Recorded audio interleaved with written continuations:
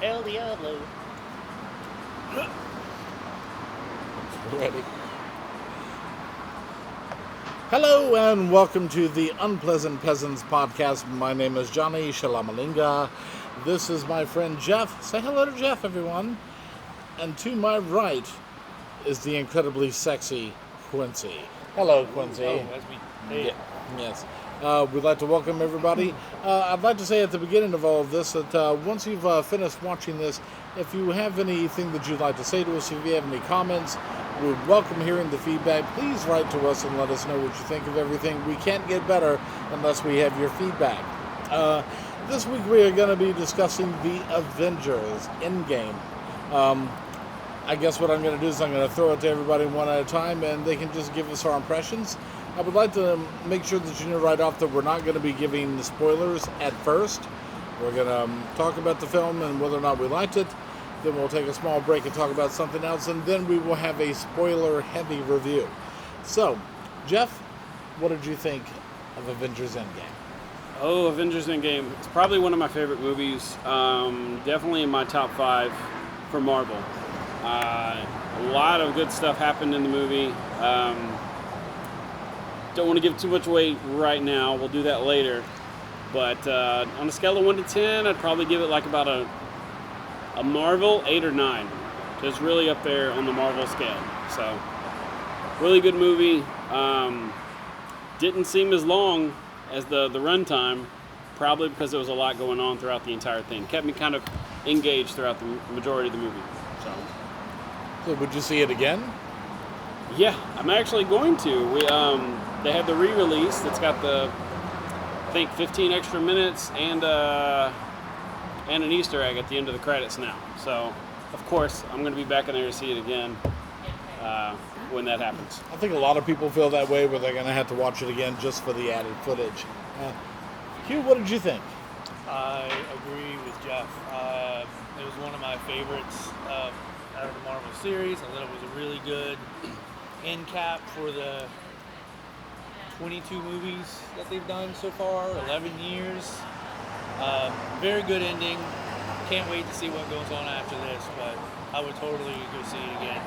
I might go see it again after Spider-Man, if it's still floating around out there. I gotta say, it doesn't really seem like 22 movies when you sit down. I mean, it does when you sit down and think about it and try to count them off, obviously, but it doesn't feel like it. But it does feel like a nice rounded journey. I quite enjoyed the film. I thought it was very, very good. There are some things that I had issues with, but that's any movie. I have yet to see the perfect film. I'm just like anybody else. No matter how good something is, there are always going to be things that you either don't like or wish they had done differently. But I have to say there's the consistency of the writers and the vision of this movie. I don't feel like Marvel has missed a step. What do y'all think? Agreed, yeah. It's pretty cohesive all the way through 22 movies, and that's hard to do. And I think it's because they kept Kevin Feige. He was on top of the majority of it, with just a few things here and there that he didn't really have his hand completely on. But the hand that was on it at the time was Jon Favreau, who also carried that torch a long way too. So. And he played Happy throughout the majority of the Iron Mans and the Avengers, with a few cameos here and there with Spider-Man and whatnot. But what was great about it was they had the majority of it was the exact same team from start to finish. In one way or another, they all kind of contributed, but it was just very cohesive. And it's rare to see that. I don't think it's ever been done at that length. If you think about it, this is a modern miracle. Because you can't get to 3 films in a trilogy, because that's how many there are in a trilogy. 3 films.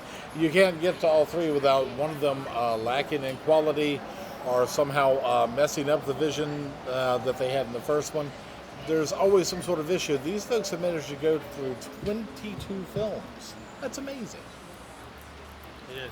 I think it helps too that you also have the same cast pretty much in every single one of them. Robert Downey Jr.'s been there the whole time. Chris Hemsworth's been Thor the whole time. didn't like switch out different actors midway through and whatever, but I also appreciate the fact that they did include like the Incredible Hulk, the Edward Norton version of the Hulk. That's in the canon, but they don't really talk about it a whole lot. But they do kind of refer to it sometimes, and you know it's actually in there. I'm happy that they threw that one in there. You know, it does kind of keep the ball rolling. You know, it's not a great film. Incredible Hulk. Yeah, it's That not a Norton great one? film, but It's a good Hulk It's movie. good that they put it in there. I'm glad that they put it that they include it in the. What was your favorite Phase Hulk one. movie? That's a good question. A lot of people hate it, but I really liked the first Ang Lee film. Where he grew? Yeah, I love the psychology they put behind it. I like the desert scheme because if you ever read the Hulk, a lot of it takes place in the desert. That's where he stays. So I'm glad that they included that in there. I like the jumping in that movie. A lot of people don't get the jumping. That's how he used to travel. Yeah. I like how they talked about how he felt.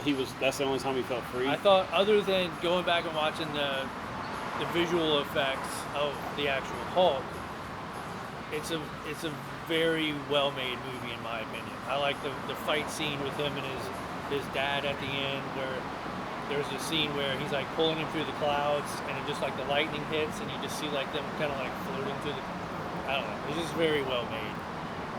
And I remember when I watched it the first time, because I used to read the Hulk a lot, and I felt like I was reading the comic book. A motion comic.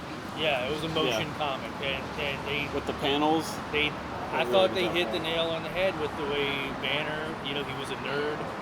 You know, he wasn't like some cool Edward Norton guy running around. He was a nerd, and you know, he turned into the Hulk. And I do like the fact that they made the Hulk grow bigger, because in the comic books he changes size. You know, sometimes he's, you know, just a little bit like Lou Ferrigno size, but then sometimes he's like huge. And getting more angry made him grow bigger. And yeah, I love that movie. I think it's one of my favorite comic book movies. I just think it's just a well-made film, and the psychology and the biochemistry and all that stuff that went into it too. Mm-hmm. They did a lot of research. It wasn't just, well, he had to. Let's make it.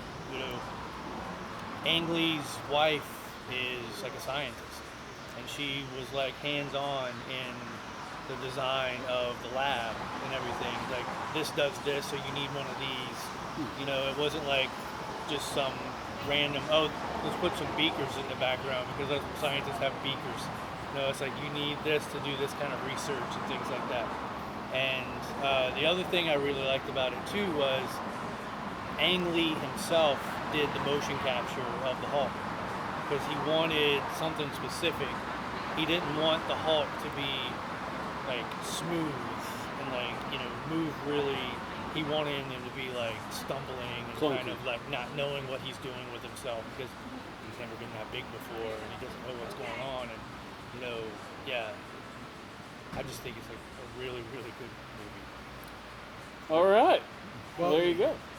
I think they did a good job with the, like you said, including the Edward Norton mythos. That part of it is very important. I did like that movie too. Yeah, I did like his version. I think the problem is that Edward Norton had to go because he's Edward Norton.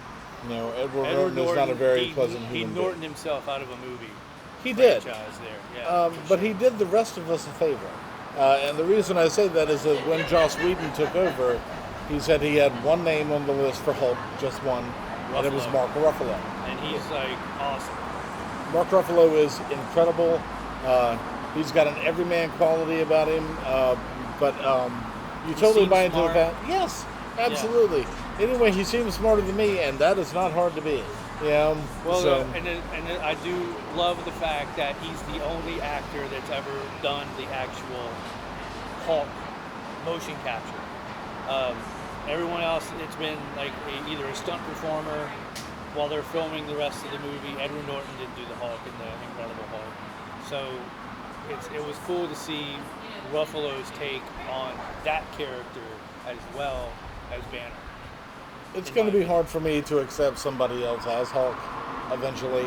Yeah. Which is when you have a good actor. Even though they've had 2 previous Spider-Mans, it's going to be hard for me to see somebody else other than Tom Holland. Yeah. And that's not really knocking the other Spider-Men.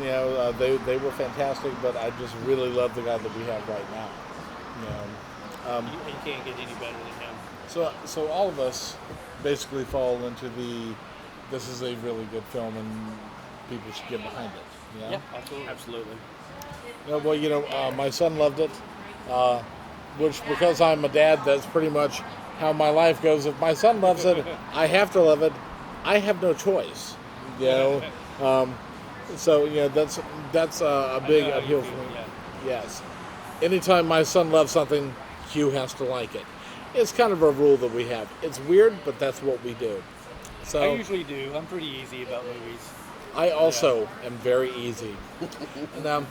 So what we're going to do before we decide to start talking about the spoiler part of our review is we're going to kind of change gears for a moment and talk about something that can allow us to clear our minds of what's going on with the Avengers and discuss something that each of us like. It's what we like to think of as being our wild card section, and basically that is anything that may have struck us recently about something that we really care about, or something that's really touched us, or something that we really like in any genre, in any part of having to do anything with movies.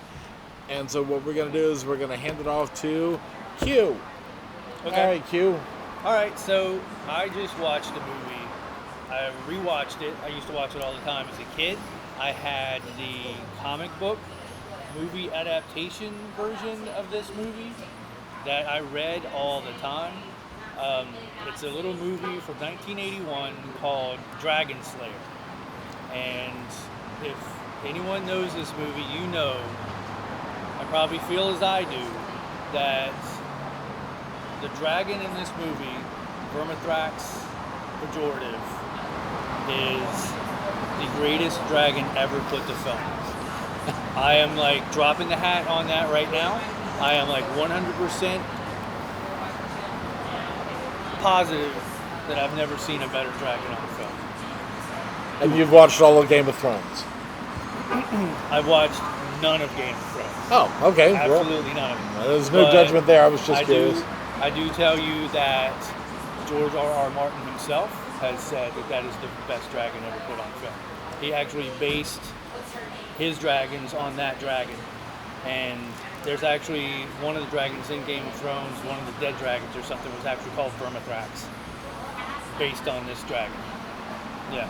A lot of people say it's one of the first dragons that they really saw on film. And it was for me. I had never seen, the only dragon I had seen on film up to that point was Sleeping Beauty. Ooh, yeah. Sleeping Beauty, when Maleficent turns into the dragon. And that was when I was a real little kid. That was a little bit scary. But I remember going into the movies nervous as hell. My stomach was in knots. Just I don't know what's going to happen. This is going to be kind of scary. And it was just, for a kid, it's an awesome film. For a kid who's into fantasy and stuff, it's just a great film. Peter McNichol, who later went on to be, he quit Disney. Yeah, he took up art museum for a while, and then he became a lawyer in Ally McBeal. He actually doesn't put this on his resume because he's embarrassed by this movie, but I have no idea why. It's a really good film, and it's Paramount Pictures and Walt Disney Productions got together to make this film. It was filmed in Scotland, so there's that kind of, it looks like it wasn't shot in America, which helps a lot.